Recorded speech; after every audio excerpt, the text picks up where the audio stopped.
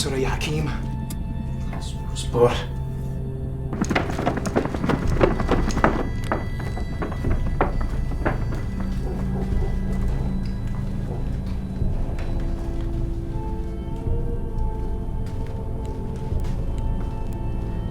خلاص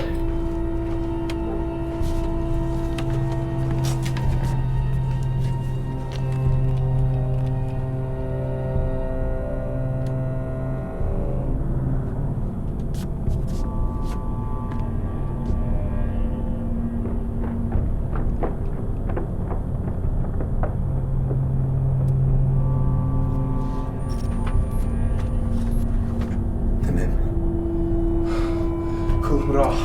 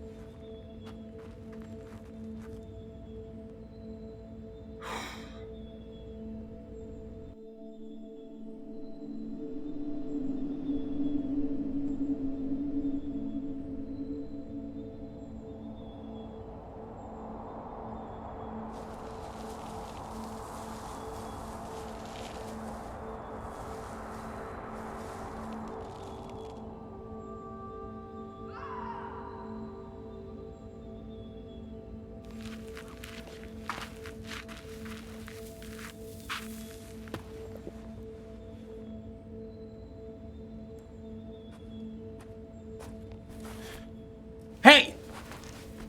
Hey, that's mine! Je suis toxique.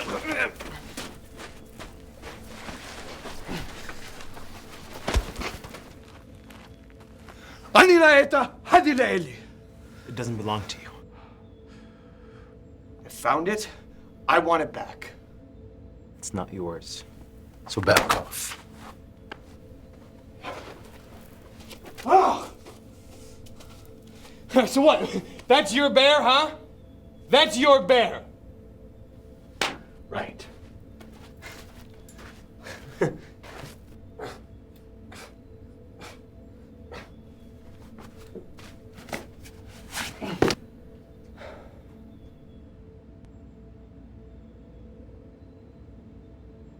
It was my sister's.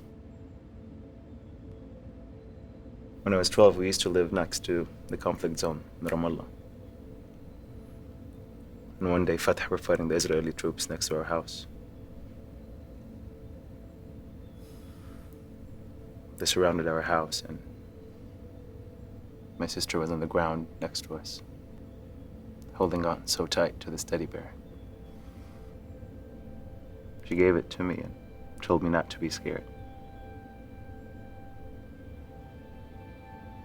The Israeli troops got word that Fatah were using our house as a barricade. So they fired through the walls. And one of the bullets hit my sister.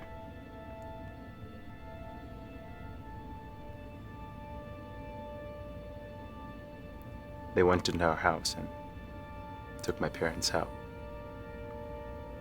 They held me to the ground as I watched my sister slipping away. I felt so helpless. I couldn't do anything. I was little. I couldn't hold her hand or comfort her. She didn't seem to feel pain. She looked at me and she was confused, as if she did something wrong, but she didn't know what.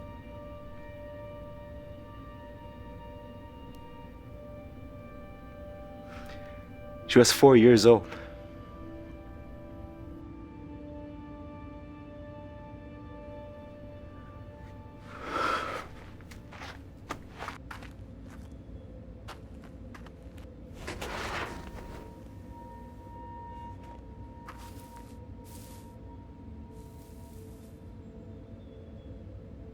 Hey.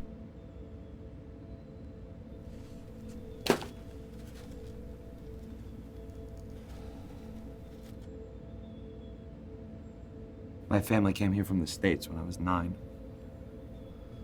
We had just moved into one of the new settlements in Hebron.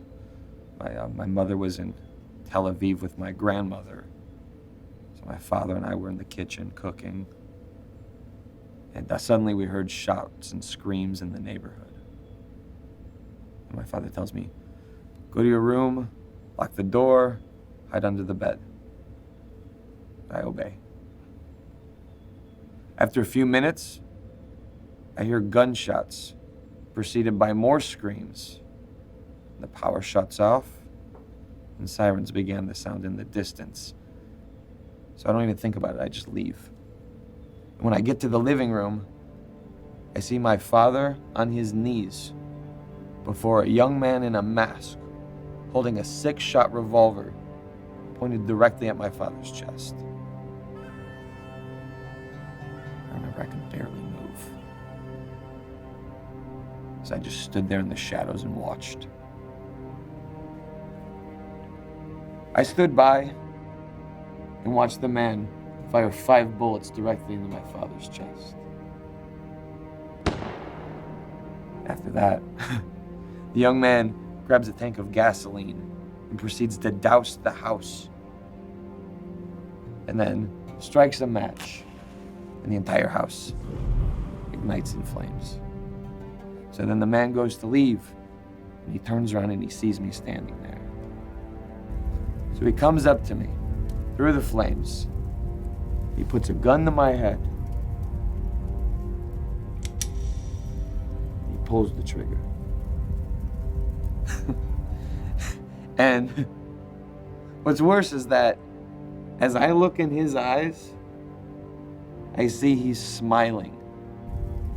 Because he knows from the second he walked up to me, there wasn't another bullet in that chamber.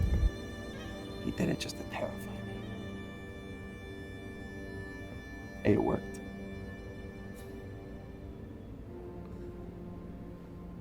As he leaves, I go to drag my father's body outside. And I see this. It was burning. It was covered in my dad's blood.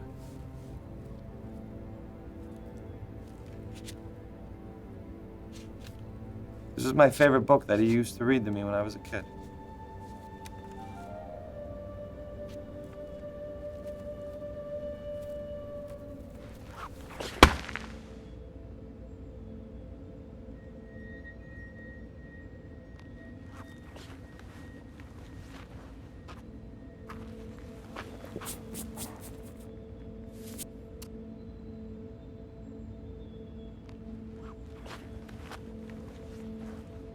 Let me see that. Good.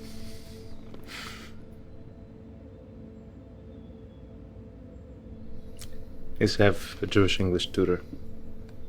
She had a son that we used to play football together after our lessons. Every single time I go to their house, the kid has cuts and bruises on his face and his body, and then tell his mom that he got him while playing football, which is not true. So his mom decided to cut the ball in half to prevent him from hurting himself. I followed him after school one time to figure out where he gets all these cuts and bruises. And it seems like he was being bullied by 3 larger kids. Never screamed, never showed pain, or even asked for help. So I just decided to step in myself and help him out. We just punched these kids and bit him. They still beat the hell out of us.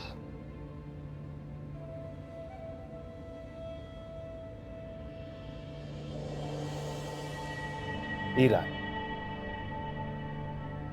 Hakeem.